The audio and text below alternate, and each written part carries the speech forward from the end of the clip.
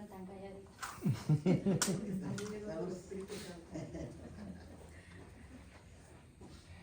Muy buenas noches. ¿Cómo se sienten? Bendecidos. Amén. Y llenos del Espíritu Santo. Amén. Un saludo también para quienes nos siguen por medio del video. Esta noche queremos compartir este tema sobre las nulidades matrimoniales.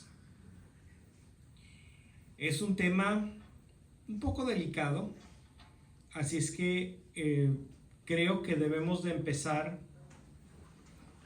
Antes de hablar de las nulidades matrimoniales, vamos a hablar sobre el matrimonio, sobre qué es lo que enseña la Iglesia Católica acerca del matrimonio, lo cual es algo que yo creo que todos por lo menos tenemos una buena idea, porque hasta en los programas de televisión, en las telenovelas, dicen que ahora los declaro marido y mujer hasta que la muerte los separe. Es decir, el matrimonio es algo que es para siempre. Y la Iglesia enseña claramente eso. Porque Jesús eso fue lo que dijo. Y la Iglesia no puede enseñar algo que Jesús no haya enseñado. ¿Qué fue lo que enseñó Jesús acerca del matrimonio? Bueno, tenemos el Evangelio de San Marcos en el capítulo 10, versos del 2 al 12. En eso llegaron unos fariseos que querían ponerle a prueba y le preguntaron: ¿puede un marido despedir a su esposa? Les respondió: ¿qué les ha ordenado Moisés?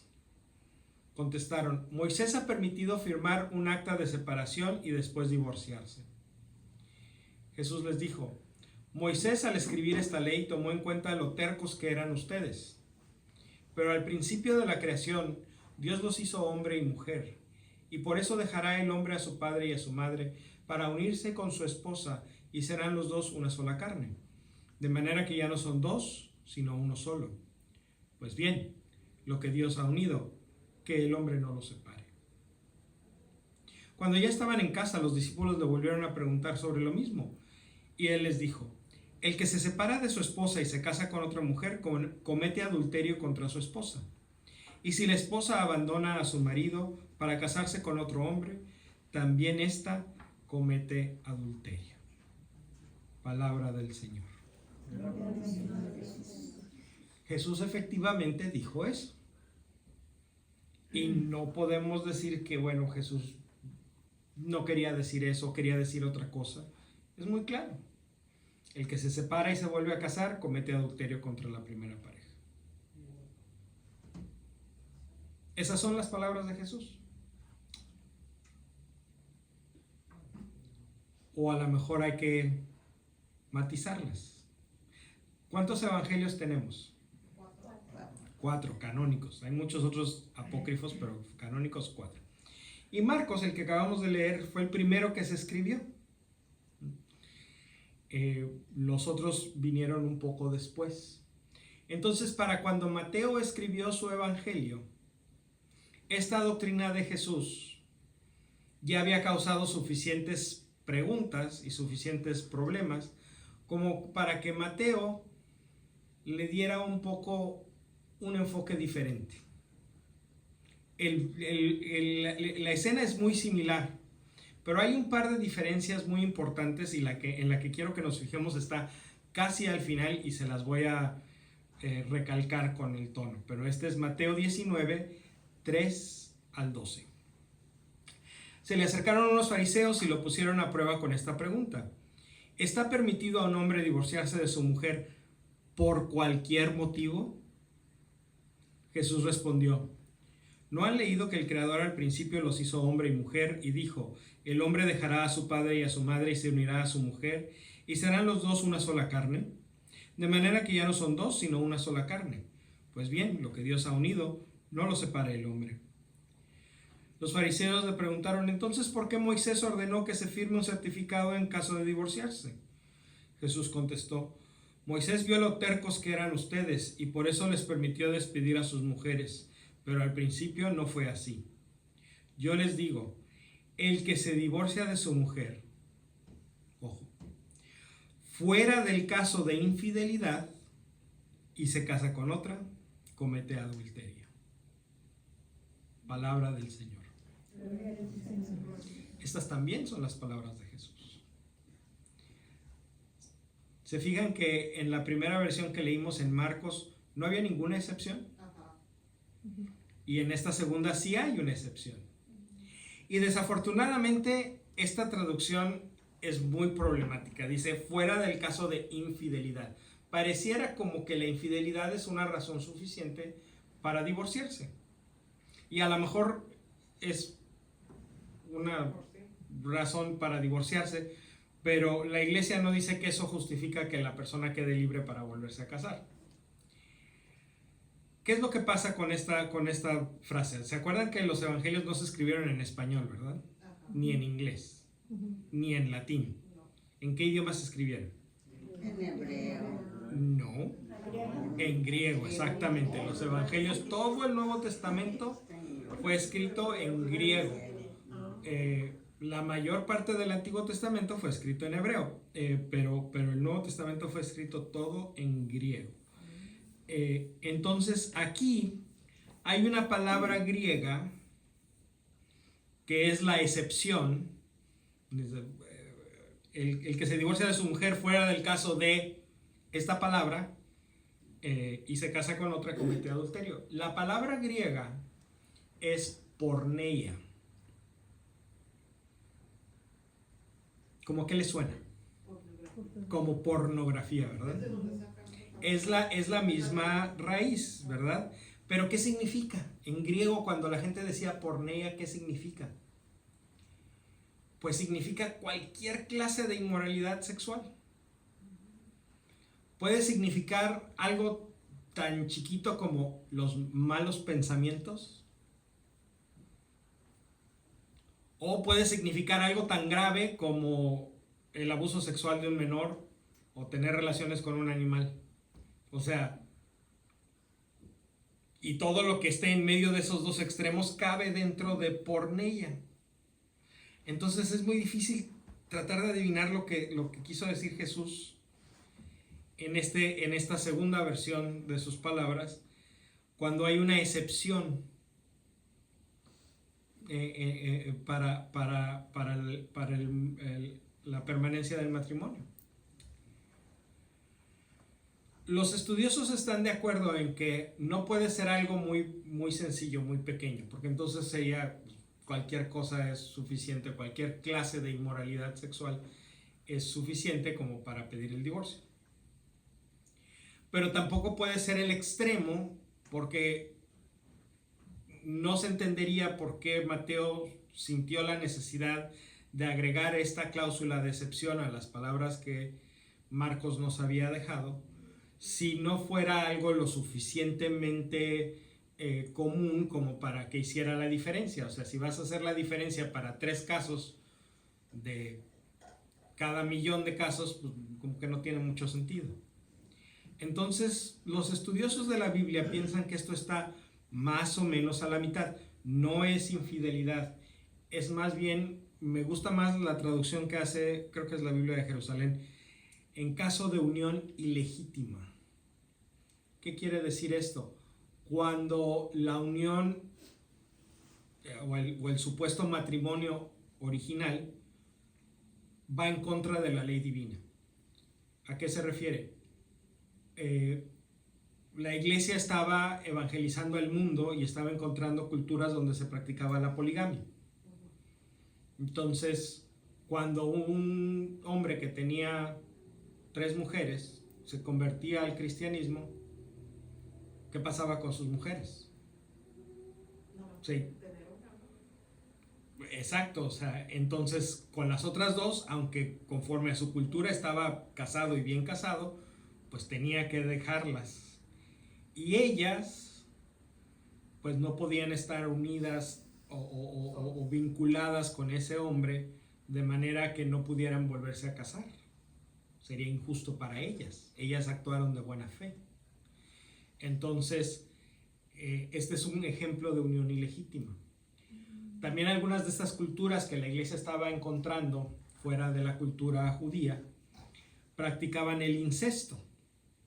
Los hijos se casaban con las mamás o con las madrastras o con las tías, o los padrastros se casaban con las hijastras o con las sobrinas.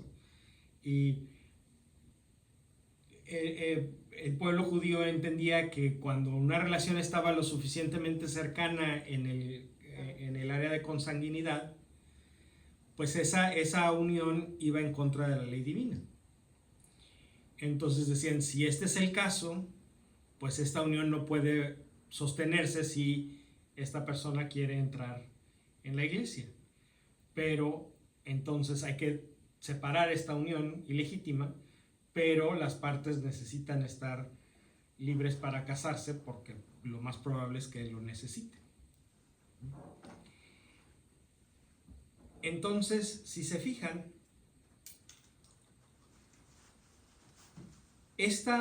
introducir esta excepción no contradice la ley o la doctrina original en Marcos, la aclara. Porque dice Jesús, lo que Dios ha unido, que el hombre no lo separe. Pero si el padrastro se casó con la hijastra, ¿eso es algo que Dios unió?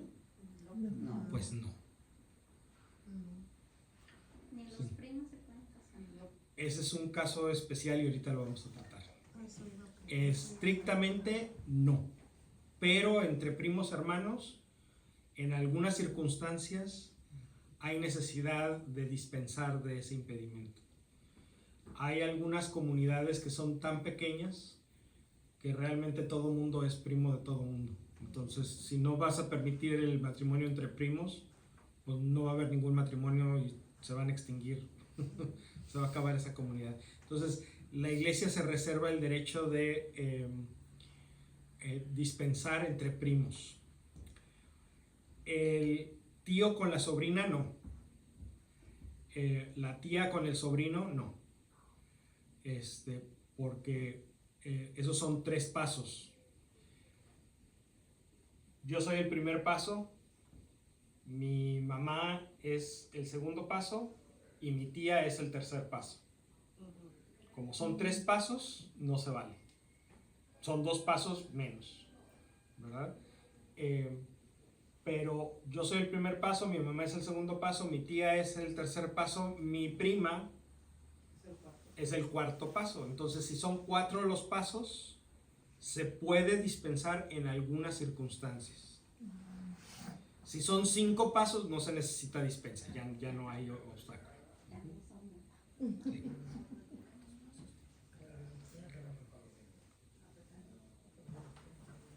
Entonces, sí se entiende cómo esta excepción que introduce Mateo no contradice la primera regla, sino que le da una explicación, una aclaración. ¿Sí? Ok.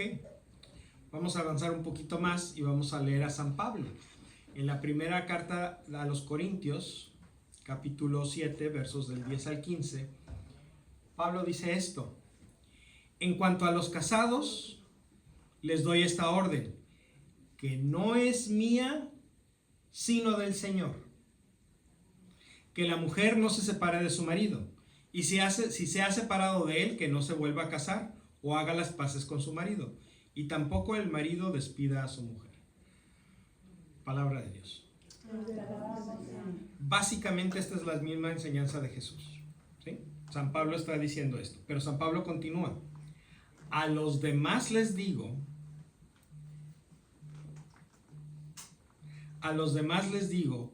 como cosa mía y no del Señor, si algún hermano tiene una esposa que no es creyente, pero acepta vivir con él, que no la despida.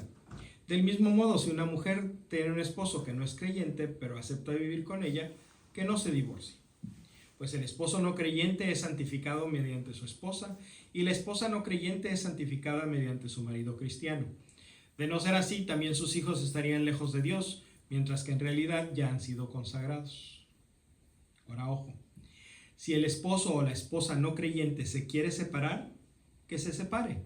En este caso, el esposo o la esposa creyente No están esclavizados, pues el Señor nos ha llamado a vivir en paz. Palabra de Dios. Entonces, si se fijan, San Pablo está introduciendo otra excepción a la doctrina de Jesús. Si tienes un matrimonio entre un bautizado y una no bautizada, o viceversa, entonces, si se quieren quedar juntos, qué bueno. No es necesario que se divorcien. No está mal que se casen así. Pero, si se separan, si se divorcian, el que es creyente, el que es bautizado, puede pedir que se desconozca el matrimonio con la persona no bautizada para poderse casar con alguien más. Se sobreentiende que con un creyente, ¿sí? Para que sean ya todos creyentes. Entonces, fíjense que San Pablo dice, como cosa mía y no del Señor. Quiere decir que Pablo se está atribuyendo a sí mismo la autoridad de agregarle a la doctrina del matrimonio a lo que dijo Jesús, sin contradecirlo. ¿Cómo es que no está contradiciendo Pablo esto de lo que dijo Jesús? Es el mismo caso, lo que Dios ha unido. La Iglesia enseña que los sacramentos solamente los pueden recibir los bautizados. El único sacramento que puede recibir una persona que no está bautizada, pues es el bautismo, obviamente. Pero todos los otros 6 sacramentos solamente los puede recibir un bautizado. Entonces, en el caso de el matrimonio entre un católico y una persona no bautizada, lo que decimos es que ese es un sacramento bueno, ese es un sacramento natural, ese es un sacramento válido, pero no es un matrimonio sacramental. Es un matrimonio bueno, es un matrimonio válido, es un matrimonio natural, pero no es un matrimonio sacramental. No hay sacramento del matrimonio, aunque se hayan casado en la iglesia. ¿Sí? Entonces, como no hay un sacramento, pues entonces no aplica lo que dijo Jesús de lo que Dios ha unido. Porque cuando Dios une a un hombre con una mujer, es en una unión sacramental. Entonces, si en esta unión no puede haber unión sacramental, pues entonces no hay tal que Dios haya unido. A Dios le gusta esta unión. Dios no está en contra de esta unión. Pero no porque la persona no bautizada no puede recibir el sacramento, pues no es una unión sacramental. ¿Sí estamos de acuerdo con eso? No es malo. Es algo bueno y bendecido por Dios, pero no es un matrimonio sacramental. Memo, entonces, ¿de dónde le viene la santificación? Porque dice que antes ya habías dicho que la mujer, por ejemplo, no cristiana, se santifica por el cristiano, el católico. Exacto, por la otra viceversa, ¿verdad? Adelante. Si no está si no es un sacramento, que es el que da la gracia del matrimonio, ¿cómo puede esa persona santificar al que no está bautizado? Porque esa persona es un bautizado. Es un hijo o una hija de Dios que está llamado a anunciar el evangelio con su palabra y con su vida. Y al hacerlo en su casa, la primera que lo va a ver haciendo eso es su esposa. Ella va a ver el testimonio de fe de su esposo. Y a través de ese testimonio de fe, ella puede abrir su corazón a la realidad y puede aceptar al Señor y puede convertirse. Eso es lo que San Pablo quiere decir. Tu testimonio como esposo cristiano puede ser que convierta y convenza a tu esposa para que ella también se haga cristiana. O al revés, ¿no? O sea, sí, la esposa, todo es sin importar cuál es el cristiano, cuál es el no cristiano. Todo es igual que para el hombre, igual que para la mujer. No hay absolutamente nada en la doctrina de la Iglesia Católica sobre el matrimonio, donde para el hombre sea de una manera y para la mujer sea de otra manera. Una pregunta, ¿cuál fue el texto de San Pablo? Primera de Corintios, Primera de Corintios. capítulo 7, Capítulo 7, versos del 10 al 15. Ok, gracias. De nada. Entonces aquí tenemos otra excepción. ¿Sí? Que sigue en el mismo canal de lo que Dios ha unido. Bueno, y si Dios no lo unió, bueno. Con el tiempo, la iglesia ha ido entendiendo que hay una serie de circunstancias que hacen que Dios no una a una pareja. Estas son las básicas que entendimos desde muy al principio, pero después entendimos algunas otras. Por ejemplo, hubo un caso muy sonado de una mujer que pidió su anulación de su matrimonio poco tiempo después de la boda, porque durante todo el noviazgo y el compromiso, el susodicho le había ocultado que él se dedicaba al narcotráfico. Entonces ella se casó pensando que su prometido era un exitoso empresario y que tenía una fortuna porque era un muy buen hombre de negocios. Y poco después del matrimonio, bueno, pues ya no pudo ocultarse y se dio cuenta de que a lo que se dedicaba ahora su marido era el narcotráfico. Y dijo, yo no acepté casarme con un narcotraficante. Y pidió su anulación y por supuesto que se la concedieron. Porque Dios no va a ser cómplice de una mentira. Si tú te estás casando con una persona engañándola o engañándolo, todo es igual, hombres o mujeres, es lo mismo. Pues ¿cómo Dios se va a hacer cómplice de eso? ¿Cómo Dios va a unir algo que está basado en una mentira?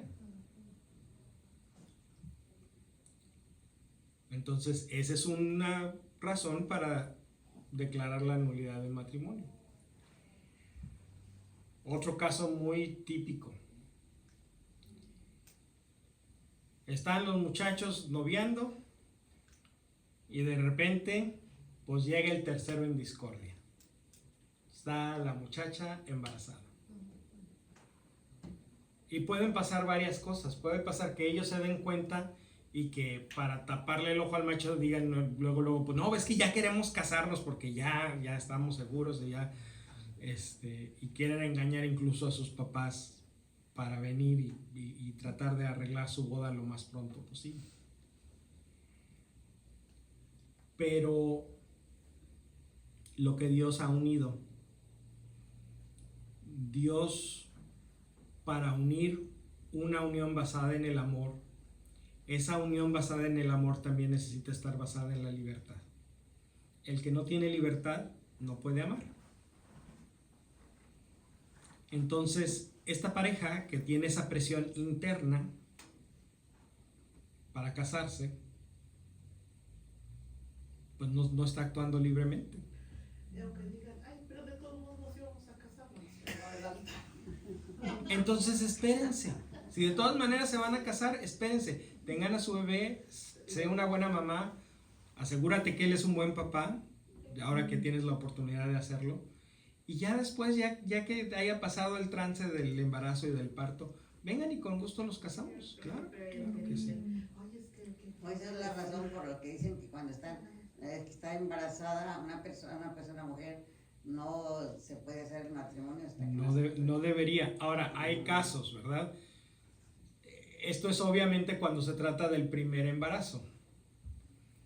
Pero si llega la pareja, decir, es que mi esposa está embarazada, ok, es el cuarto hijo. Bueno, pues ya está, o sea, ya no podemos pensar que están actuando bajo presión porque ahora con el cuarto ahora sí se tienen que casar, ¿verdad? Bueno, ¿y por qué no se tuvieron que casar con los primeros tres? Entonces, en ese caso, pues no habría un impedimento. Es impedimento cuando existe una razón suficiente para pensar que el motivo por el que se quiere casar ahorita es por el embarazo. Entonces están actuando bajo presión del embarazo. Ahora, vamos a suponer que no fueron muy... no lograron el objetivo de engañar a los papás y descubrieron el embarazo.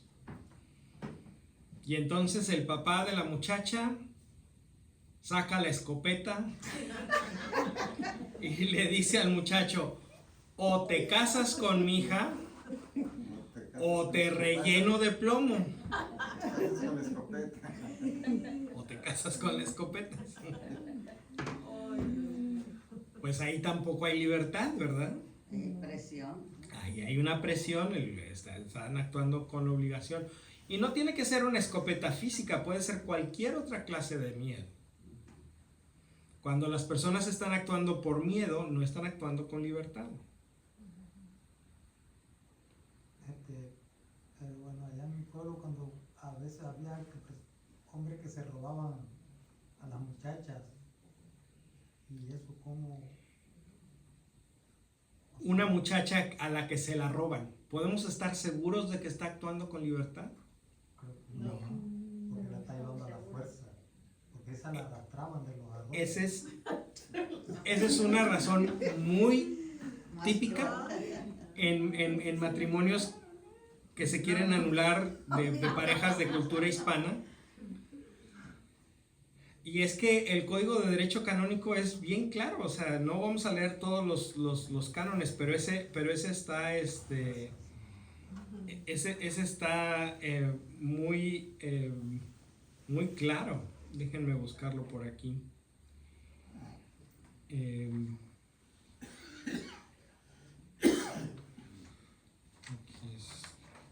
Pero a veces no se las llevaban a la fuerza, a veces se las llevaban y decían, pues te vas a ir allá, te voy a guardar con mi tía y después vamos a ir a hablar con tus papás. Allá se la robaban y se la llevaban a su casa y ya después iban a hablar con los padres. Dice el canon 1089, no puede haber matrimonio entre un hombre y una mujer raptada, o al menos retenida con miras a contraer matrimonio con ella, a no ser que después la mujer, separada del raptor y hallándose en un lugar seguro y libre, elija voluntariamente el matrimonio. Es decir, si te llevo con mi tía y te vas a quedar allá en lo que yo arreglo el matrimonio, y cuando vaya por ti y te devuelva a tu casa, ya estamos comprometidos y tú ya no puedes decir que no, no vale. Ese matrimonio es nulo, porque Dios no se va a hacer cómplice de ese jueguito. De ese jueguito. Ya entendimos, ¿verdad?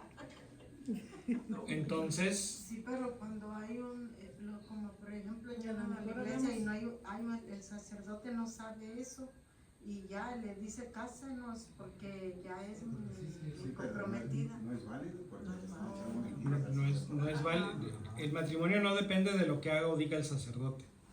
La validez del matrimonio depende de lo que Dios hace. A lo mejor habemos algunos aquí que ni casados estamos. El Papa Francisco hace unos años afirmó esto. Casarse por la iglesia no es fácil. No cualquiera lo logra. Hay muchos matrimonios que pueden declararse nulos. Hay muchos matrimonios que pueden declararse nulos.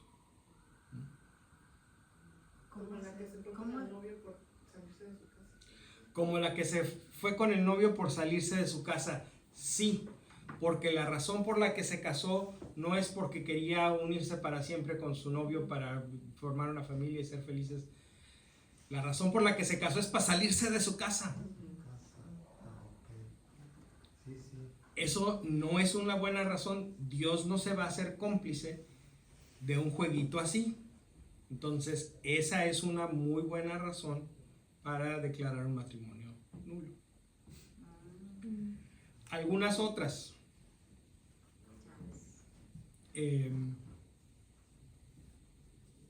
cuando uno o ambos no tiene un modelo de matrimonio en su vida, o no ha tenido un modelo de matrimonio en su vida. Cuando le dices, ¿te quieres casar por la iglesia? Esa persona no sabe lo que eso significa. Vive en un lugar donde hay separación, infidelidad, violencia doméstica, etc. Pues le dicen, ¿quieres casarte como tus papás? Pues sí. Si es así, pues sí, pero no es así.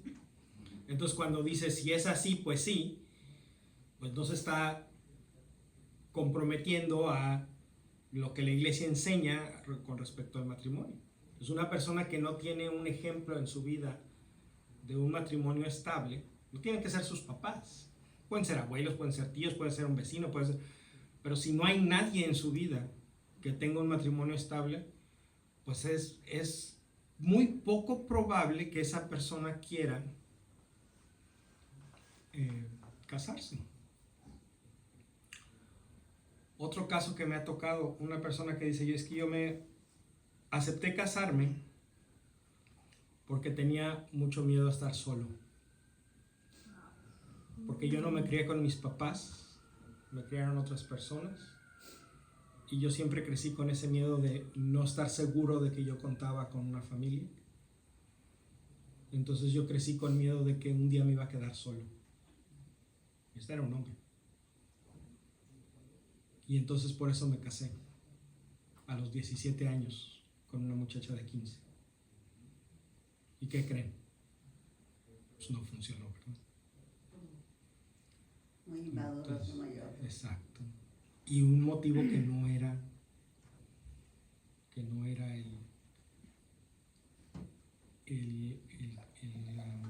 el correcto. Otro caso se llama, el término técnico es ligamen. Es cuando una persona intenta casarse siendo que ya estaba casado o casada, aunque sea solo por el civil, con otra persona. Porque aunque la iglesia no reconoce la validez del matrimonio civil entre dos católicos, o entre una persona católica y otra persona que no lo sea, eso no significa que eso no existió. Sí existió. No es un matrimonio válido, pero sí existe. Tú diste tu palabra delante de un juez o delante de quien sea. O sea, porque si te vas a casar a Las Vegas en la capilla de Elvis Presley, pues las palabras las dijiste delante de Elvis Presley, pero se las dijiste a ella. Eso es lo que cuenta. Tú te casaste con tu ex esposa, aunque sea por el civil, pero te casaste, le prometiste. Entonces necesitamos declarar que esa promesa no va a afectar este nuevo matrimonio en el que quieres entrar. Entonces, cuando estamos hablando de católicos que se casaron por el civil, es un caso sencillo, porque pues nada más hay que demostrar que nunca se casaron por la iglesia. Pero de todas maneras hay que hacer el trámite. De todas maneras hay que hacer el trámite. Hay casos donde la persona se casa por el civil o por la iglesia y luego ni siquiera se divorcia y se casa con alguien más. Entonces ahí no solamente tienes una unión anterior, tienes una unión actual. Eso se llama ligamen. ¿Y cuál es la que vale? La primera. No necesariamente es la que vale, porque a lo mejor no es una unión válida. Pero el que haya habido una unión, aunque sea inválida, hace que la segunda sea inválida de cualquier manera, aunque se hayan casado por la iglesia. Vamos a suponer este caso, el primer matrimonio fue nada más por el civil. Y ahí lo dejaron, se casaron y luego se dejaron y nadie le movió nada de divorcio ni nada. Y luego se volvieron a casar y ahora por la iglesia. Pues ese nuevo matrimonio no vale porque este nunca se deshizo, nunca se declaró Aunque inválido. uno haya sido nomás por el civil y el otro se fue en la iglesia. Sí. Tiene Porque que a lo estar. mejor por eso lo hacen. Acabo que nada más era por el civil. Pues sí, pero no es así. Déjenme ver si encuentro.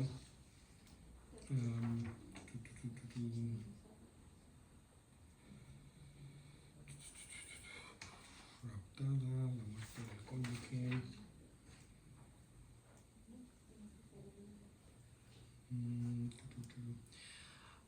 Dice, atenta inválidamente matrimonio quien está ligado por el vínculo de un matrimonio anterior, aunque no haya sido consumado.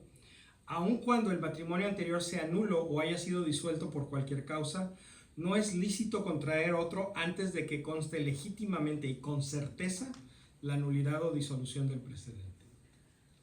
Pero, bueno, yo tengo una pregunta, porque como cuando mi papá, cuando se casó, ya nunca volvió a ver a la ex esposa, entonces, nosotros le preguntábamos a mi mamá, ¿por qué no te casas? Pero ya habían pasado, ¿qué? 30 años, ¿dónde encuentran a la persona para hacer ese divorcio, para hacer ese trámite? ¿Necesita estar la persona? No necesita estar la persona, el ex o la ex no necesita estar para declarar un matrimonio inválido. Incluso, y en ese caso, bueno, no sé, estoy asumiendo, pero... No, porque mi papá ya se murió, pero... Por eso, pero si tu papá era bautizado cuando se casó con su primera esposa y se casaron nada más por el civil, No, por la iglesia, por eso con mi mamá. nunca. Por el civil. Ok. Sí. Pero- Entonces no se podía casar por la iglesia hasta haber declarado nulo el primer matrimonio. Pero la señora vivía en otra ciudad y nunca, o sea, mis hermanos nunca la volvieron, ni supieron qué pasó con ella. Ese no es Hasta la impedimento. fecha, Ese no es mi impedimento. hermana no sabe dónde está su mamá. Ujú. Uno que no me ha tocado ver a mí, pero que existe, se llama crimen. Sí. Es interesante. ¿Ya se imaginan por dónde va? El que mata a su esposa para casarse con otra, pues no puede, es inválido.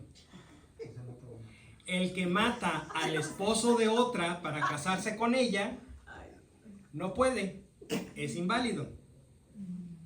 ¿Sí? O si dos se ponen de acuerdo para matar al esposo de una o a la esposa de otro o a ambos para casarse, no pueden, es inválido. La iglesia dice, no te puedes casar con la persona a la que le mataste el marido.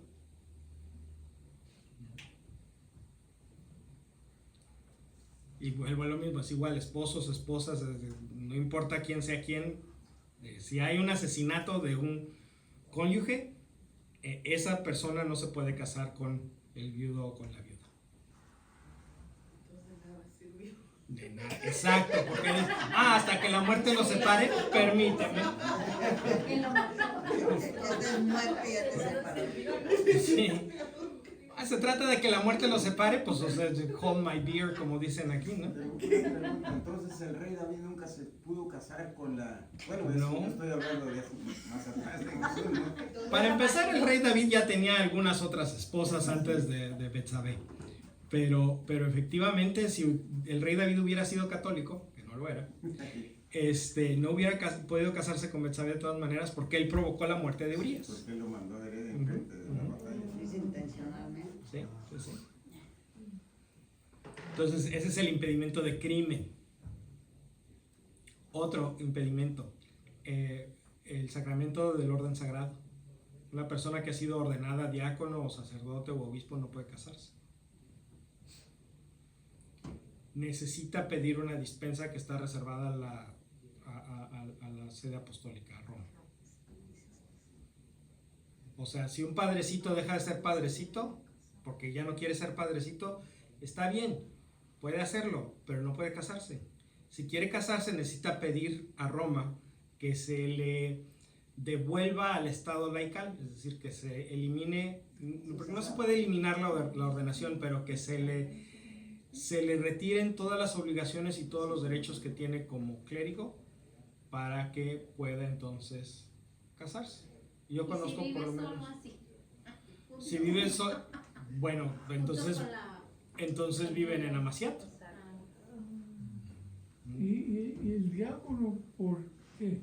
Porque el diácono ha recibido el sacramento del orden. Solo si enviuda, pues.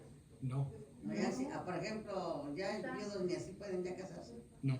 Ya te Una hacen- persona que ha sido ordenada al diaconado, al sacerdocio o al episcopado, no puede casarse. Punto.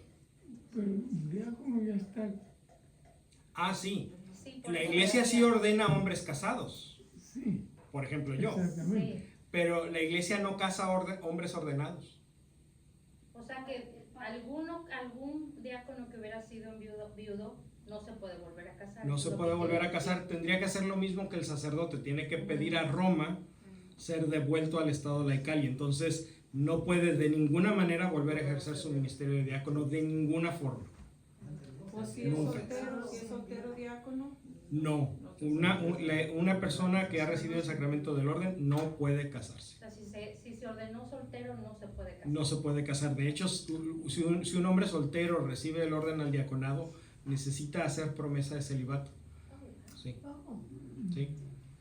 No todos los años hay, pero el año que haya, este año que viene va a haber, el año que haya un hombre soltero que recibe el orden del diaconado permanente, tiene que hacer, él nada más, los demás no, él tiene que hacer una promesa de celibato pública. ¿Y este año hay? Este año que viene, en junio, va a haber ¿Cuántos años tiene? unos probablemente 50, 40 y tantos 50. No, Bueno. digo, es que entre más joven sea la Que si son persona, jóvenes, a lo sí. mejor le cuesta más trabajo durar tantos Bueno, años la edad en mínima para ser ordenado al diaconado permanente es 35 años. No porque yo quiera. No, sino que entre más grande sea la persona, más probable Aunque voy a decirles algo, esta persona es un médico muy exitoso que seguramente debe tener mucho dinero, entonces a lo mejor el que ya esté entrado en años no le quita lo atractivo.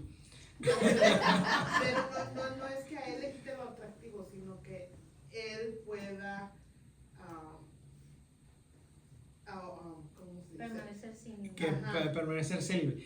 Es algo que a las personas que están en formación se les ayuda a que reflexionen, a que lo piensen muy bien, a que estén seguros de lo que van a hacer.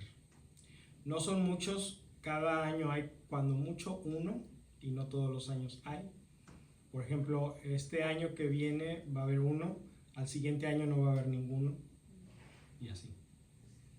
En el año que sigue creo que sí va a haber uno, dentro de 2 años después de ese sí va a haber uno, pero son muy pocos. Son muy pocos. No, pero a esa edad yo creo que ya Sí. sabe lo que quiere. Otro impedimento, haber hecho voto perpetuo de castidad en un instituto religioso. Ya sea, por ejemplo, monje. Monje o monja. Si ya hizo sus votos perpetuos, aunque deje la congregación, no puede casarse. Tiene que pedir una dispensa a Roma. ¿Y qué pasa las mujeres que se casan solas? Que se casan solas, Sí. Con ella misma. que se casa con ella misma, Sí. la iglesia no reconoce eso. Esto no lo hacen en la iglesia. ¿Cómo son? Sí, ahora se ha puesto de moda eso de casarse una persona con ella misma. Sí, ajá. Y no solamente mujeres, también lo hacen algunos hombres. ¿Cómo sabía nomás mujeres? Para hacer un compromiso consigo mismo de quererme y de cuidarme y de... Ajá, ajá. Pero no No necesitas depender de otra casarte. persona. Sí, exactamente. No necesitas. Pero eso es algo que... Pues no necesita casarse la gente para quererse cuidar. Exactamente. Simplemente. Que quiere practicar que, quiero una boda, pero no quiero una boda con Pero, otra persona, ¿qué? quiero una... Sí. Entonces la voy a hacer con Quiero una boda, pero no quiero un esposo. Entonces me voy a casar con quiero la boda. No, claro que no. ¿Quién, El matrimonio en la iglesia católica es entre un hombre y una mujer, no hay de otra. Memo, ¿quién ejecuta esos Un, matrimonios? un juez ¿Un civil. juez civil? Ujú. Cualquier Un persona. Justice of the Peace. Porque O cualquier persona que tenga una licencia para Y casarse. las licencias nada más te metes, tomas una clase en el internet y sacas, ya te dan tu licencia de... Sí. Que te cases. Aquí tener permiso para celebrar bodas civiles es trivialmente sencillo. Cualquiera lo puede hacer. Nomás tienes que tener la licencia y eso es rápido. El que guste Mari ya lo tiene. Eso iba a decir. Cualquiera lo puede tener, pero no a cualquiera lo pueden elegir. Entonces, vamos a ver cómo funciona, ¿ok? Esta es de las nulidades matrimoniales. ¿De qué se trata? Bueno, en primer lugar se trata de sanar el pasado. Se trata de darle un carpetazo a un periodo de la vida de la persona donde de alguna manera hubo dolor, decepción, heridas. Entonces, al sacar todo esto a la luz, sí, vuelve a doler, casi siempre, pero la idea es que lo estamos haciendo para sanar. ¿Y cómo lo vamos a sanar? Vamos a buscar la verdad. ¿Qué fue lo que realmente pasó en ese matrimonio que ya no existe? Y se busca la verdad porque la verdad nos hace libres, dice Jesús. ¿Recuerdan? Sí. La verdad los hará libres. Y en algunos casos, gracias a Dios, en muchos de los casos, esta verdad hace a la persona libre de ahora sí casarse de a de veras. De ahora sí casarse válidamente. Yo he escuchado personas que dicen, es que eso le quita valor al sacramento.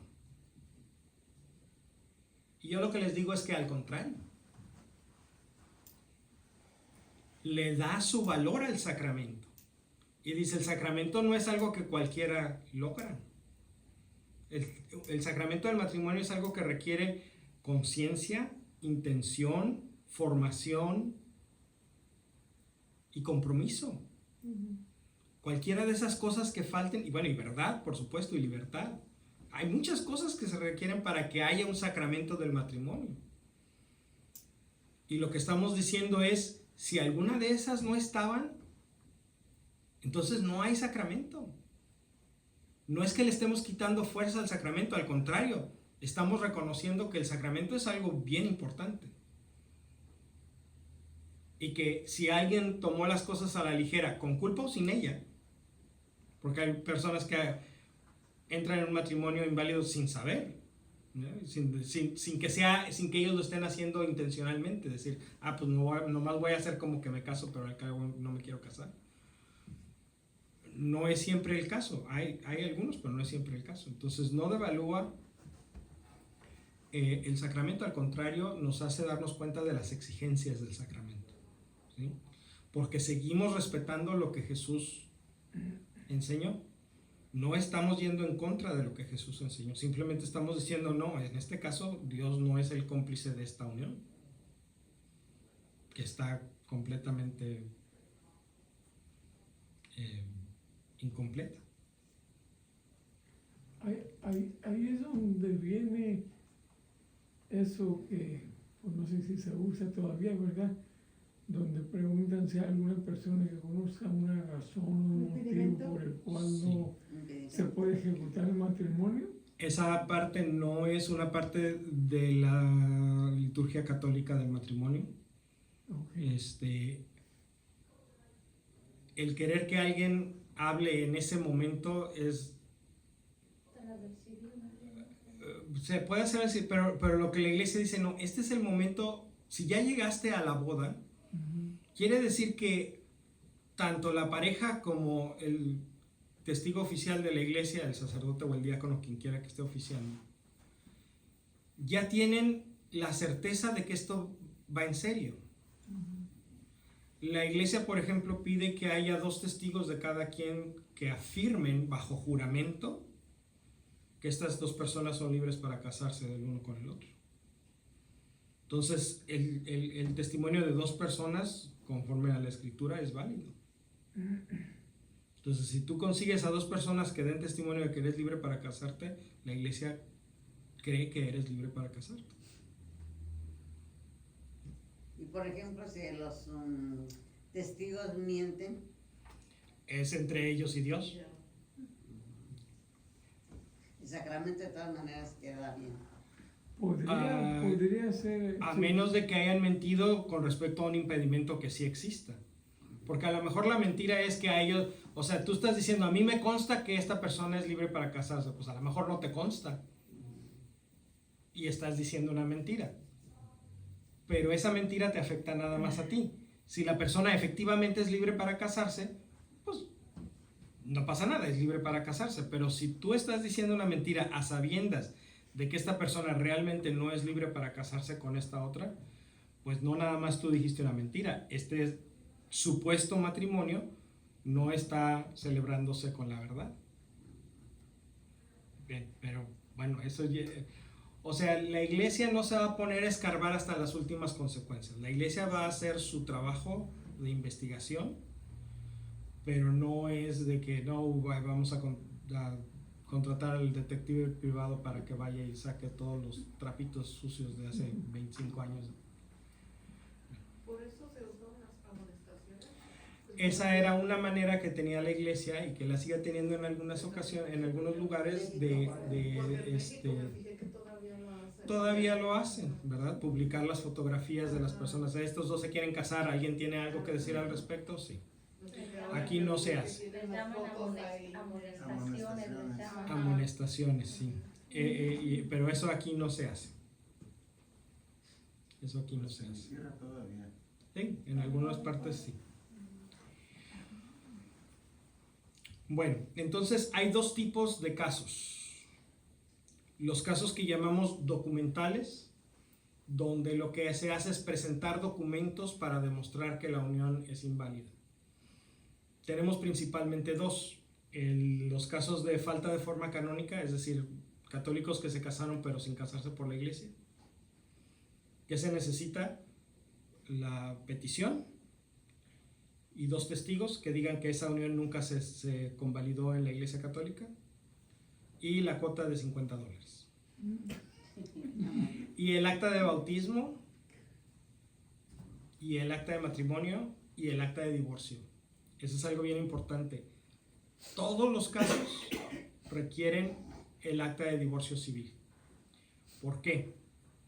Porque la iglesia dice, no podemos proceder con una declaración de nulidad cuando todavía hay alguna esperanza de reconciliación. Si hay alguna esperanza de reconciliación, entonces primero intenten reconciliarse. Ya cuando hayan perdido toda esperanza de reconciliación, entonces vienen y platicamos de nulidad. Una sentencia final de divorcio es suficiente para creer que ya no hay esperanza de reconciliación. ¿Sí? Entonces tiene que haber una sentencia final de divorcio y obviamente los excónyuges no pueden estar viviendo juntos. Entonces, para falta de forma canónica, la petición, los dos testigos, acta de bautismo, acta de matrimonio, sentencia de divorcio y la cuota de $50. Estas cosas cuestan. Esto se manda a una oficina que la arquidiócesis tiene, donde hay 7 u 8 personas trabajando de tiempo completo atendiendo estos casos. Entonces hay que pagar sueldos, hay que pagar correos, hay que pagar copias, hay que pagar... O sea, es justo que las personas cooperen, aunque sea un poquito, con el costo de este proceso. $50 no se acerca para nada al costo real, ni siquiera en un caso tan sencillo como este. $50, ahorita ya nos gastamos más dinero hablando de los $50. ¿Okay? Y el otro caso documental es el de ligamen, cuando hay una unión anterior que no se ha disuelto, o cuando hubo una unión anterior, es decir, el matrimonio que quiero anular se celebró después de otro matrimonio sin que se haya anulado el primero. Es decir, no estoy anulando el primer matrimonio, estoy anulando el segundo matrimonio. Y a veces no es el segundo matrimonio, es el quinto.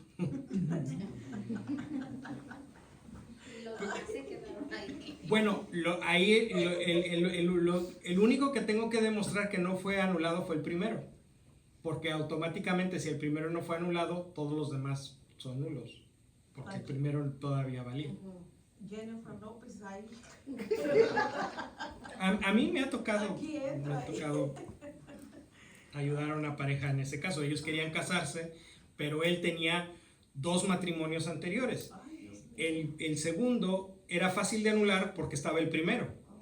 Con anular el primero, o con demostrar que el primero, o sea, con el hecho de que había el primero, el segundo quedaba nulo. Pero el primero, ese sí necesitaba trabajo para anularse, porque ese no tenía un impedimento. El segundo sí, el segundo era fácil. Los casos de ligamen es lo mismo, pero tienen un costo un poquito más elevado de $100.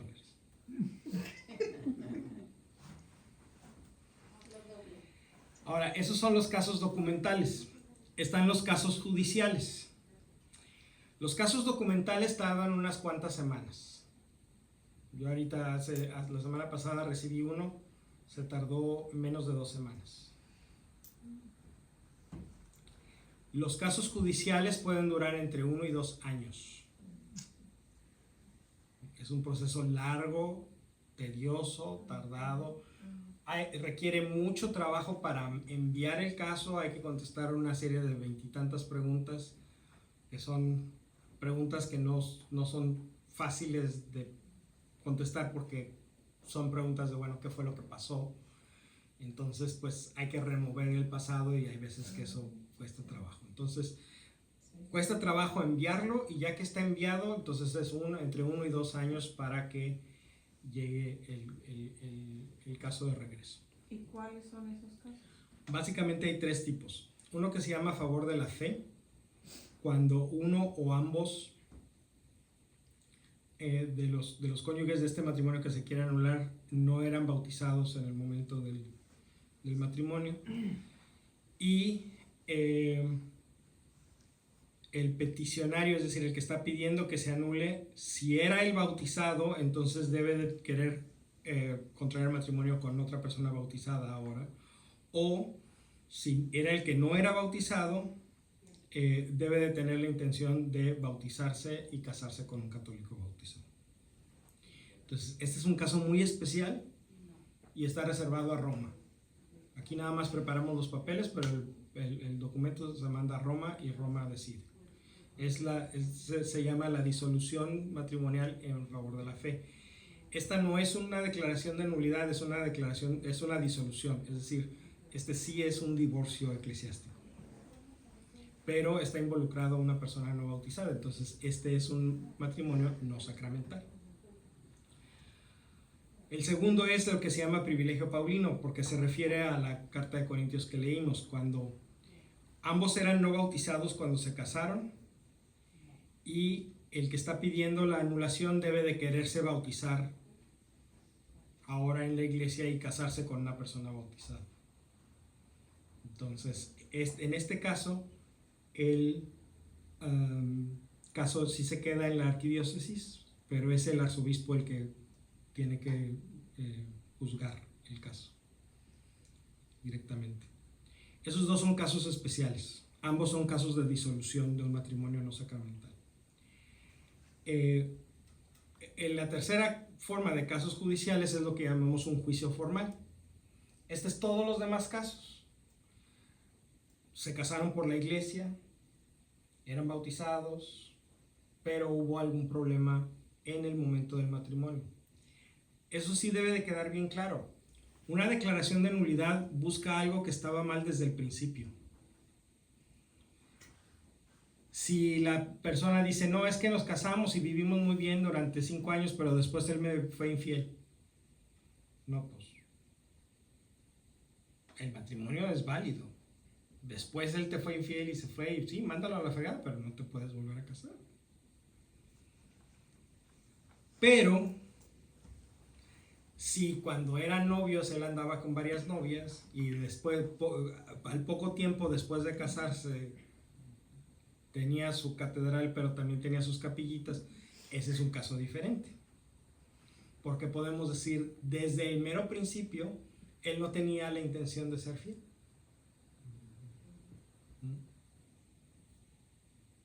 Sí se entiende que la cuestión del tiempo es importante. Si la razón por la que queremos declarar este matrimonio nulo tiene que haber estado presente desde el primer momento de la boda. o antes. ¿Sí?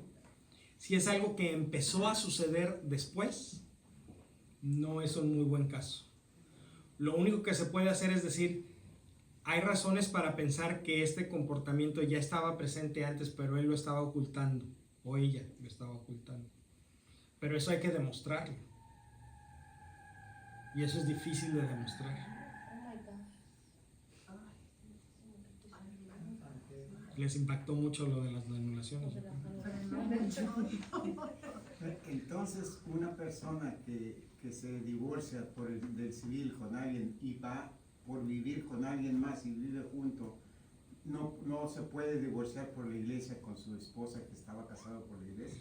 No se puede divorciar por la iglesia, lo que puede hacer es buscar una anulación o una declaración de nulidad más exactamente, dependiendo de cuáles serán las circunstancias, pero para eso estamos nosotros, para escuchar cuál es el caso y buscar las posibles causas de nulidad. ¿Sí? Pero si hay una persona que dice, por ejemplo, dice así como, no, sí tiene muchas novias, pero ya cuando me case, y la que se casa con él dice, ay, no importa, yo de todo mundo me quiero casar. Y después no es cierto Y ya después, cuando ya ve que después de casado él sigue siendo como es, aunque ella haya ido por su propia voluntad y todo, pero... Ella fue, pero él no. Él nunca quería casarse con lo que la iglesia enseña que es el matrimonio. El matrimonio enseña que es una relación exclusiva, donde tú vas a serle fiel a tu esposa y tu esposa te va a ser fiel a ti, de forma absoluta. Si eso no es, si la persona se casa pensando que eso puede ser de alguna otra manera, entonces ahí hay un defecto con respecto a la doctrina de la iglesia. Entonces yo no puedo decir que sí voy a hacer algo que lo que yo no creo, ¿verdad? Porque cuando tú te casas tú dices, y prometo serte fiel en lo próspero y en lo adverso, en la salud y en la enfermedad, y amarte y respetarte todos los días de mi vida. Si tú no tienes la intención de prometer ser fiel, pues tú estás diciendo mentiras. Y Dios no se va a hacer cómplice de una mentira. ¿Sí? Ahora, ¿qué es lo que hay que hacer entonces? Cuando alguien piensa que tiene un caso, debe de hacer una cita con el padre o con el diácono. Hay parroquias donde tienen ministros laicos atendiendo esto y esto está completamente bien, o sea, no hay necesidad de que el que ayuda a la persona a enviar el caso al tribunal sea un clérigo, puede ser un laico. Aquí en San Pascual pues tenemos la ventaja de que tanto el padre Michael como yo sabemos de estas cosas, entonces podemos atenderlos con todo gusto, no necesitamos ministros laicos. Aunque si alguien quisiera dedicarse a esto y ayudarnos un poco con los casos, pues estaría muy bien.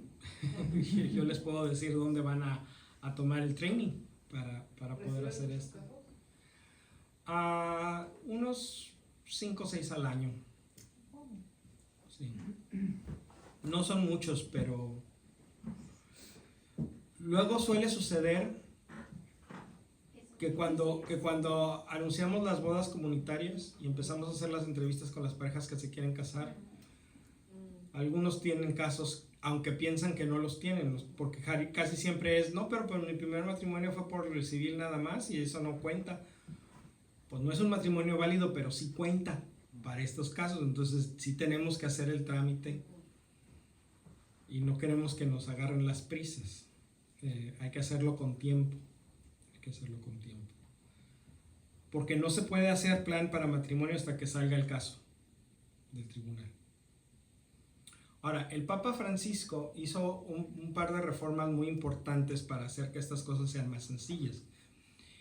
La primera tiene que ver con la jurisdicción, es decir, quién puede recibir un caso de anulación matrimonial. Y antes era una complicación. Ahora como quedó es que son cualquiera de 4 diócesis.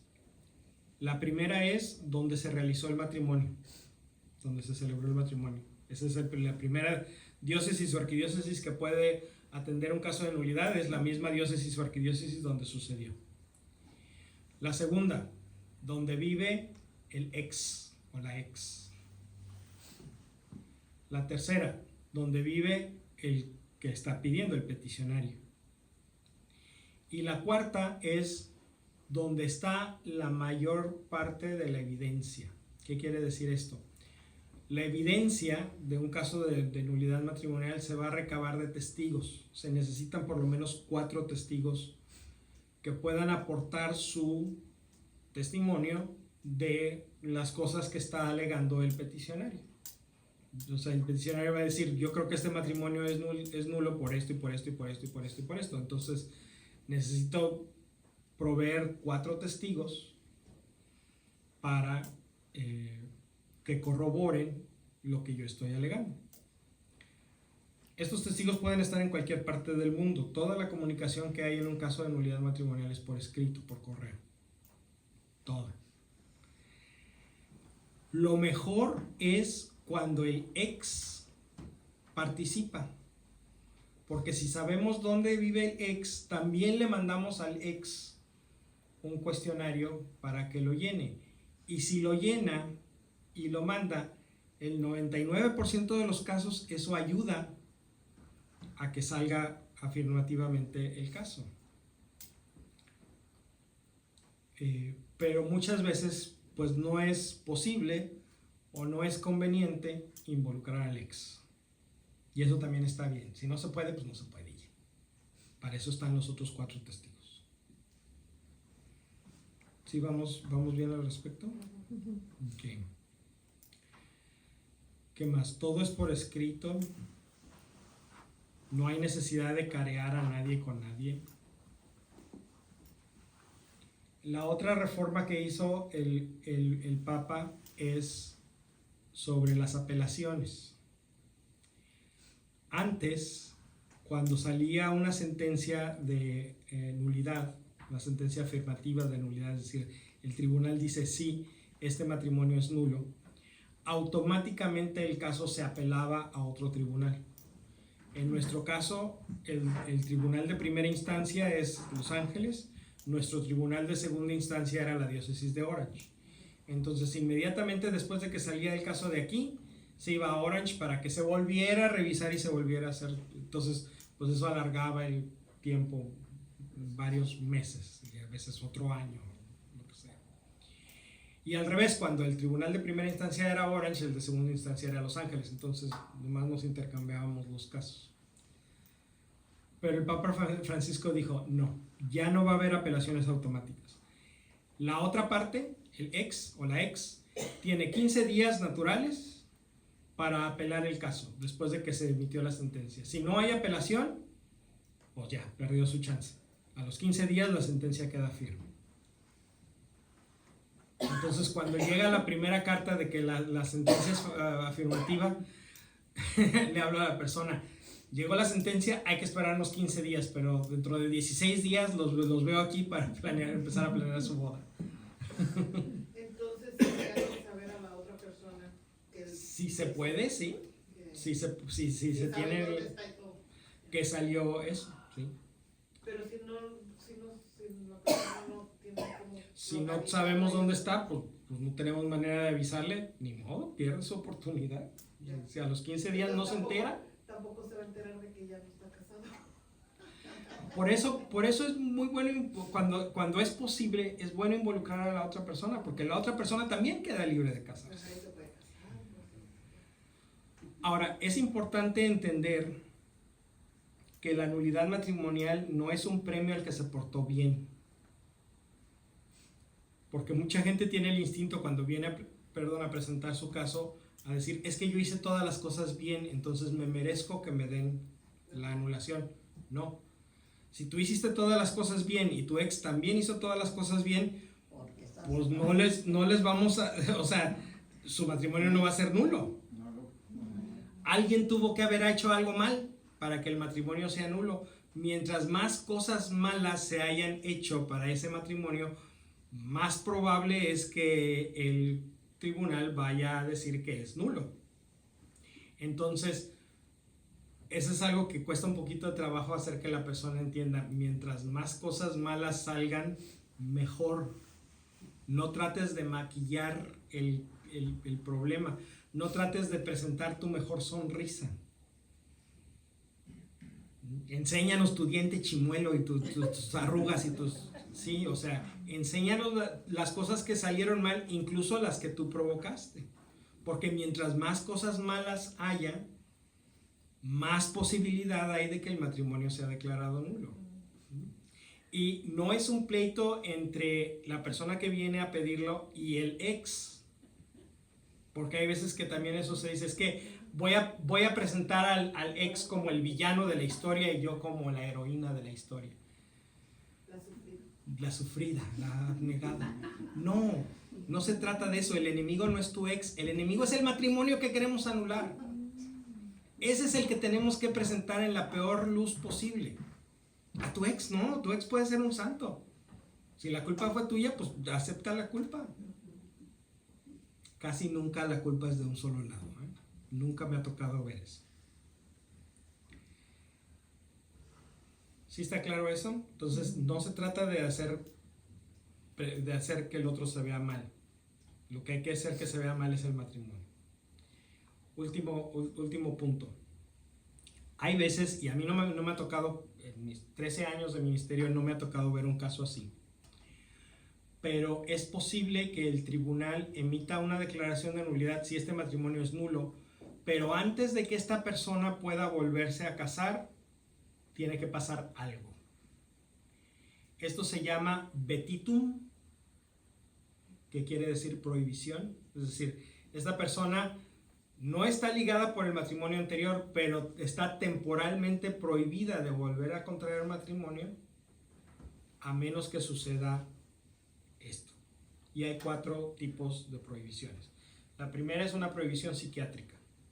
Cuando la persona tiene una condición psiquiátrica grave que impida que esta persona pueda contraer matrimonio.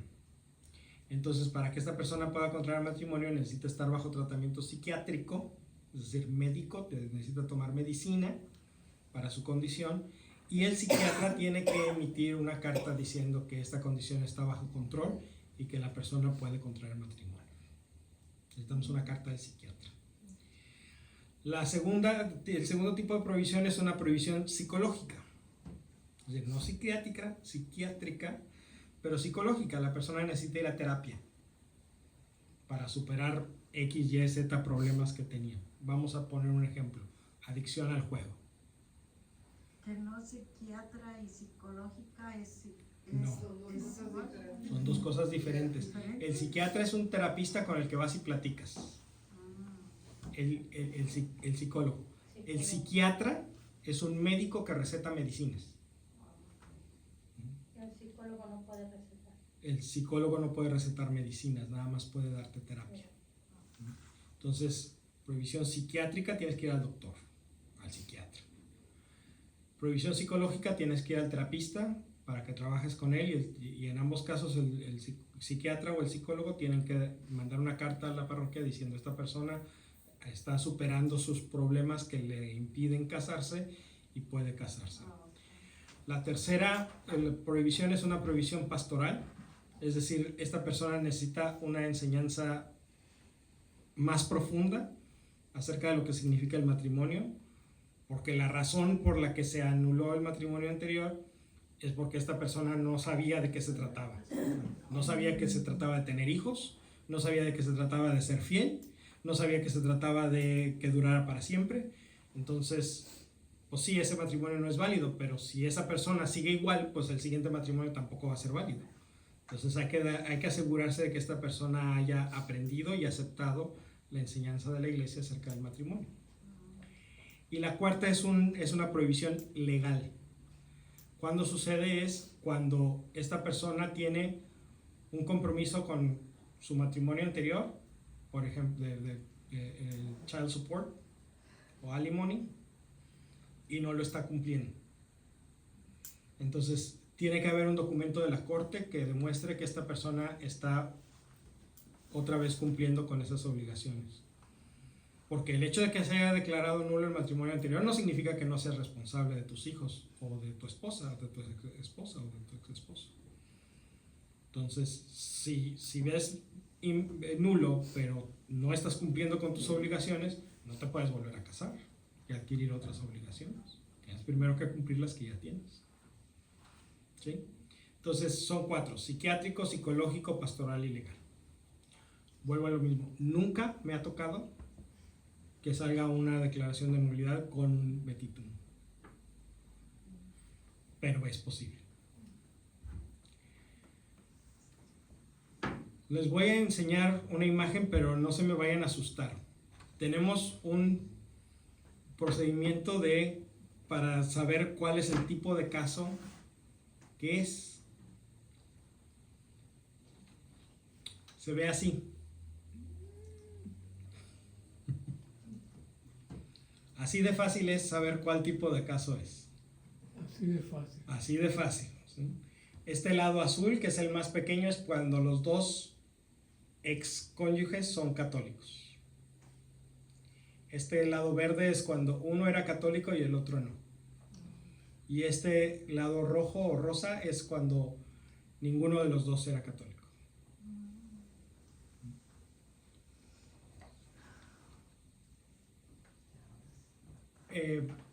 Y a propósito, ninguno de los dos era católico. Bueno, entonces la iglesia, ¿qué pitos toca ahí?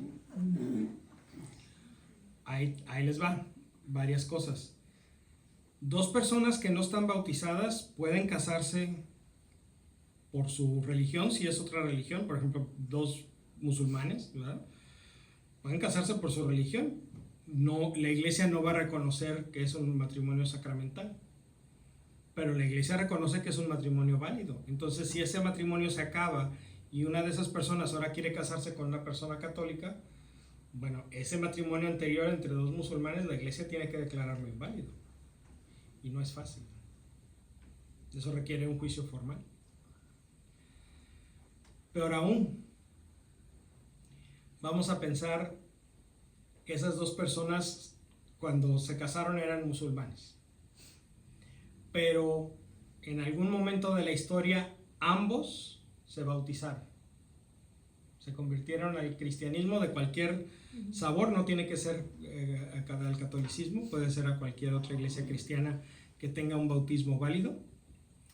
Y los 2 se bautizaron. Automáticamente, sin que ellos tengan que hacer nada, sin siquiera que ellos tengan que saberlo, automáticamente en el momento en que se bautiza el segundo, ese matrimonio se convierte en sacramental. Sin que haya necesidad de una boda, de nada.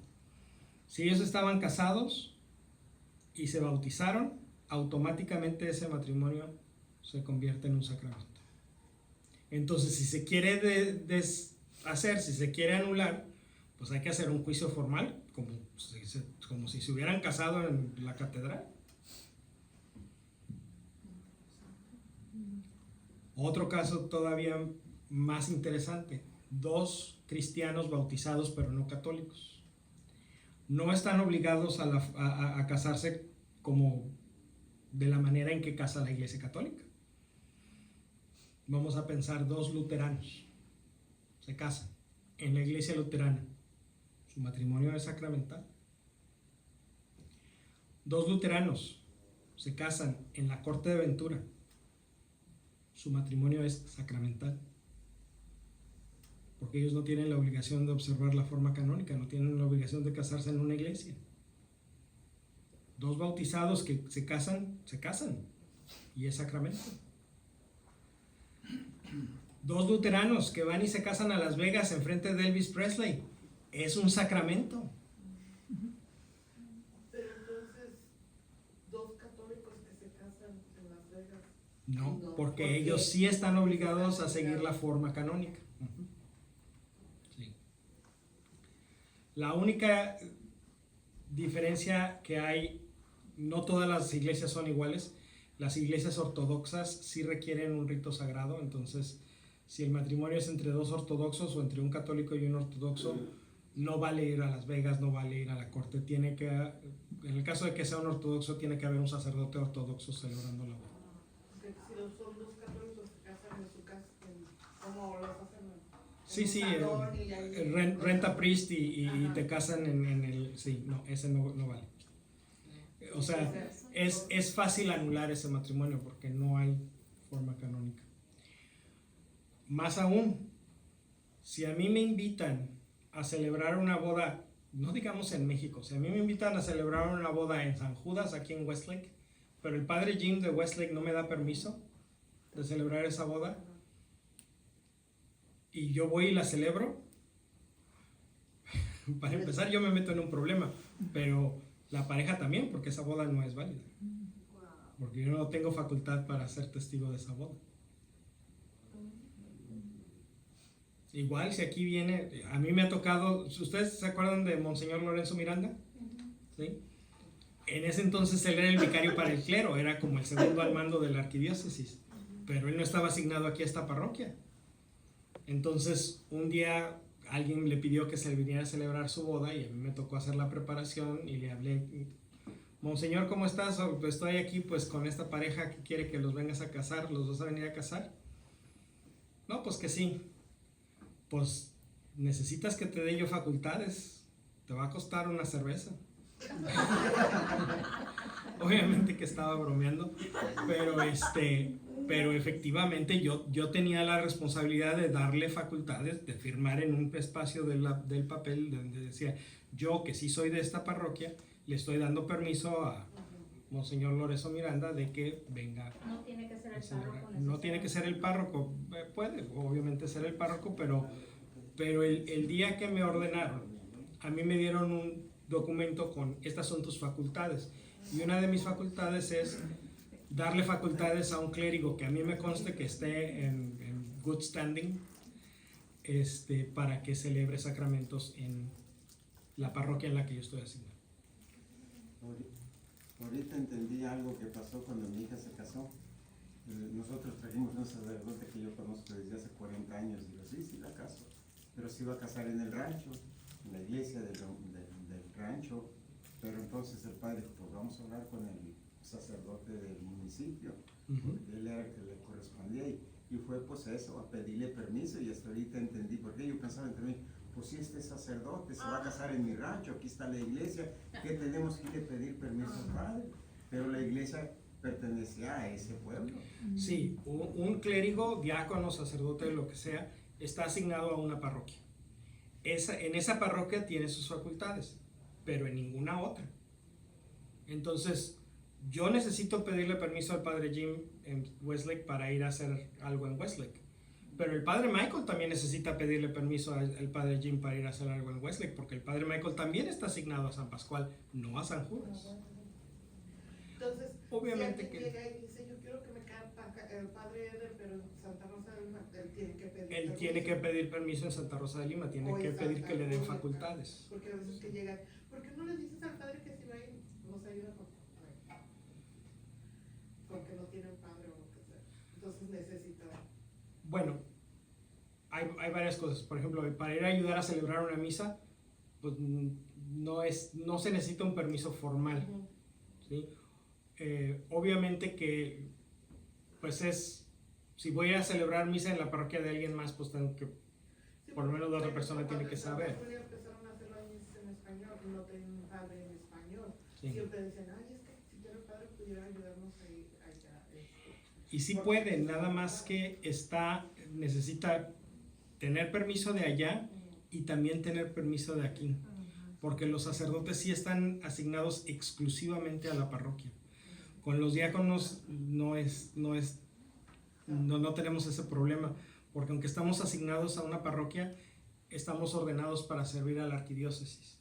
Entonces, si es dentro de la misma arquidiócesis, con que nos dé permiso el párroco de donde va a ser, yo no necesito pedirle permiso al padre Michael, pero Eder sí necesitaría pedirle permiso al padre Michael. Es una cortesía avisarle a tu párroco qué es lo que andas haciendo, pero eso no pone en peligro la validez de lo que voy a ir a hacer. Para un sacerdote que es un pastor asociado, eso sí puede poner en peligro la validez de lo que voy a ir a hacer. ¿Qué aprendizaje es esto? Porque no sabíamos nada de eso. Entonces, pues abusados. Ahora, la moraleja de la historia es, si conocen a alguien que tiene un caso que quiera venir a presentar, mándenlo conmigo o mándenla conmigo. No es algo que dé pena, bueno, sí da pena, pero no debería. No es nada malo, no es nada vergonzoso, al contrario, es buscar la verdad para que la verdad nos haga libres. Amén. Amén. Muy bien, pues ya se nos acabó el tiempo. Ay, no, pero Queremos más. ¿Alguien tiene No, alguna es- intención? A muy ver, interesante, yo no me pregunta. quiero ir. Porque yo como mi tía, pero mi tía vive en México, o sea, las reglas son, ¿es lo mismo? Las reglas son iguales, la aplicación de las reglas puede ser muy diferente. Ajá. Y, o sea, la facilidad también, así como el tiempo y esas cosas, ¿sería el mismo? O según Puede también. variar mucho. O sea, nosotros aquí tenemos un tribunal bien armado, pero también tenemos un montón de casos. O sea, por ejemplo, ahorita el caso que me acaba de llegar, los casos empiezan a numerar el 1 de enero, entonces empieza el caso 2024-1, 2024-2, 2024-3. Este caso era el 2024-3875. ¿Eso es para la arquidiócesis? Sí, nada más para la arquidiócesis.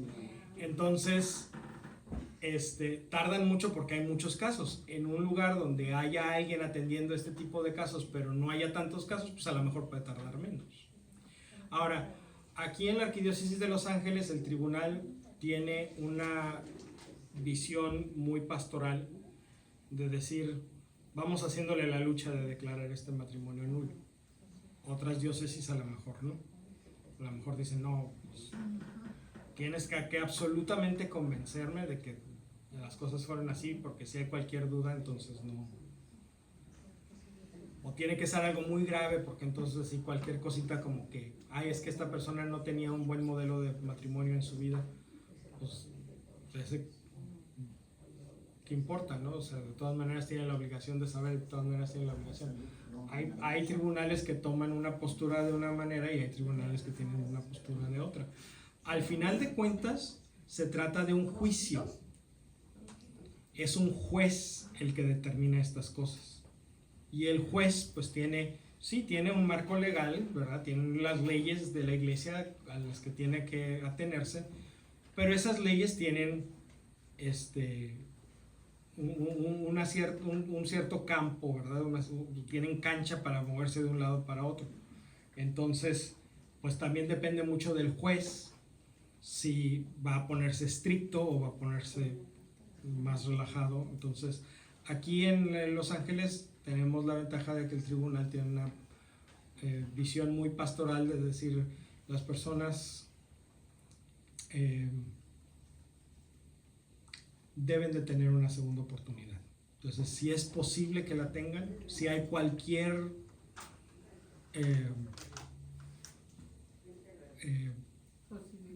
posibilidad, cualquier posible motivo, vamos emitiendo una sentencia afirmativa. Otra pregunta, considerando todas las circunstancias por las que un matrimonio puede ser nulo, uno puede decir, oh, esta persona que mi tía o lo que sea, que conozco se casó y entonces, pero está casada y sigue viviendo su vida y todos los años y todo, o sea,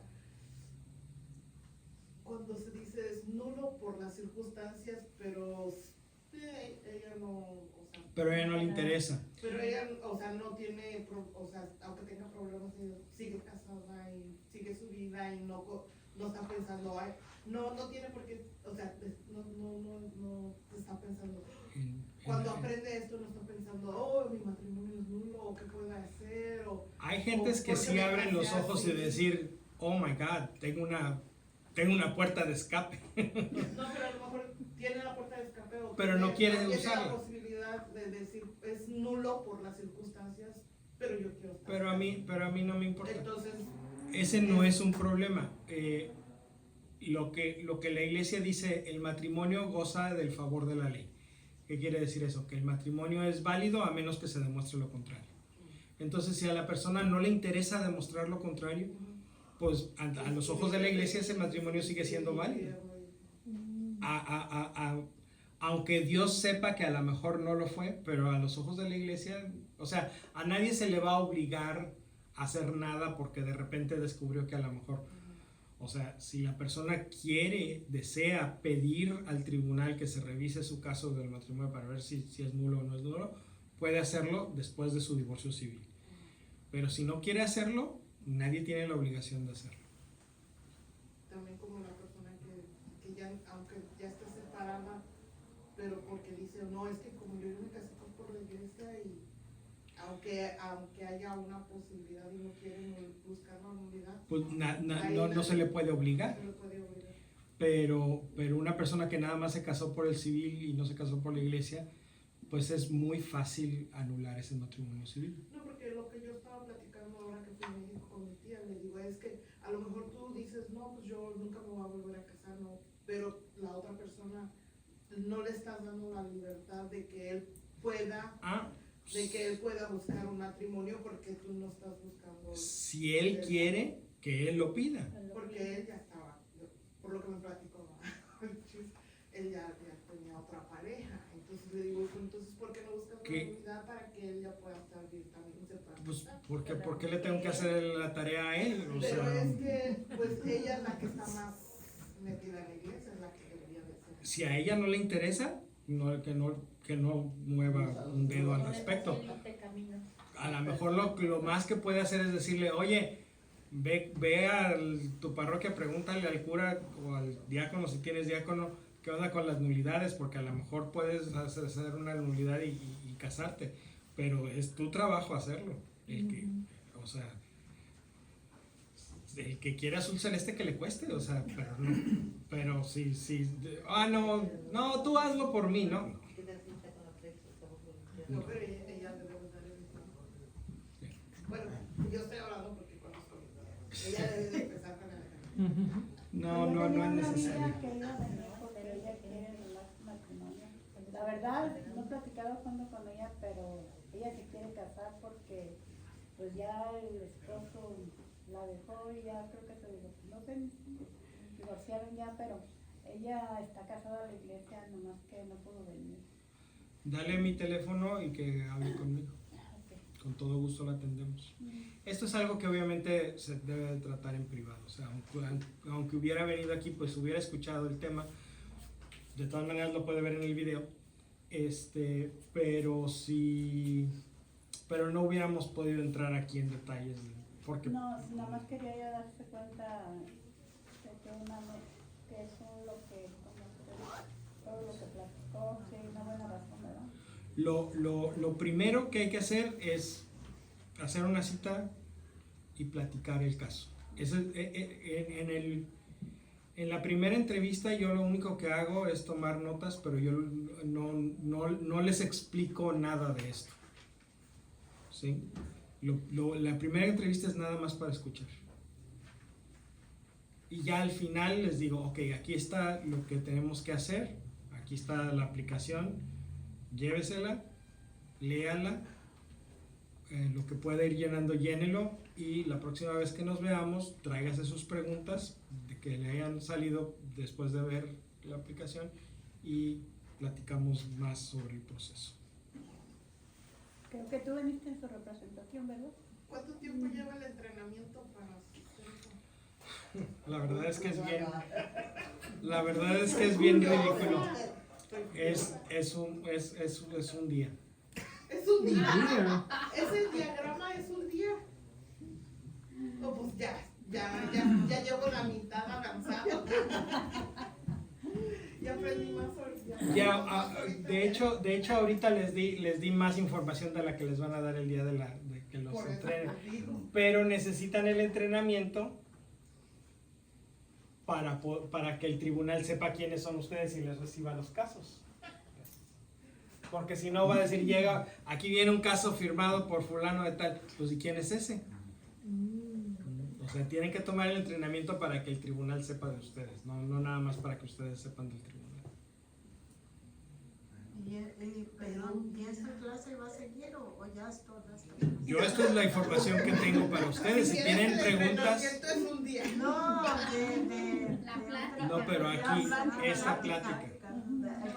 Como otra. Si tienen preguntas que quieran hacer, pues nos podemos quedar ahorita al café o lo podemos platicar después. Pero esto es lo que es. O sea, información general, no hay más. No hay más. Lo demás es puro. ¿Sí? El que quiere más información. No, me refiero que si como va, la novela por continuidad, ejemplo, otro continuidad, viernes, otra vez continuidad. se va a hablar de los matrimonios, no. Bueno, a lo mejor pronto no, pero sí, digamos, el año que viene podemos volver a dar el tema. Esta no es la primera vez que lo damos. Para mí Pero ahora como son que nuevas. A lo mejor. No, pero sí podemos darlo, digamos, una vez al año. ¿Verdad? Y el que quiera, o sea, anunciarlo y que el que quiera venir, pues perfecto. La del carro, mi amor. Ah, Pues está interesante. yo pensé que ibas a prendernos la luz. Ah, también. Ok, ¿listos? Listo. ¿Alguien más tiene alguna pregunta? Vamos a ponernos de pie para darle gloria a nuestro Dios. Gloria al Padre y al Hijo y al Espíritu Santo. Amén. ¿Hay algún aviso? Solamente que no vamos a tener desafortunadamente otra vez el viernes porque es la misa de De los difuntos. va a haber en español algo. En Todos los Santos. Sí, el viernes es primero. Ok, a las sí. 7 es en español. Entonces, Y es- ahí nos vemos, no va a haber grupo, pero ahí nos vemos. Y es día de misa obligatoria. de todos los santos. Sí, solo por eso no habría porque es obligatorio. Entonces nos vemos ahí en la iglesia. Entonces sí, nos vemos en misa. Ok, pues que el Señor esté con ustedes. Que la bendición de Dios Todopoderoso, Padre, Hijo y Espíritu Santo descienda sobre ustedes y permanezca para siempre. Amén. Hay cafecito y galletas, así es que los invitamos. Gracias. Y pan que trajo Marta también. Ay, ay, ay.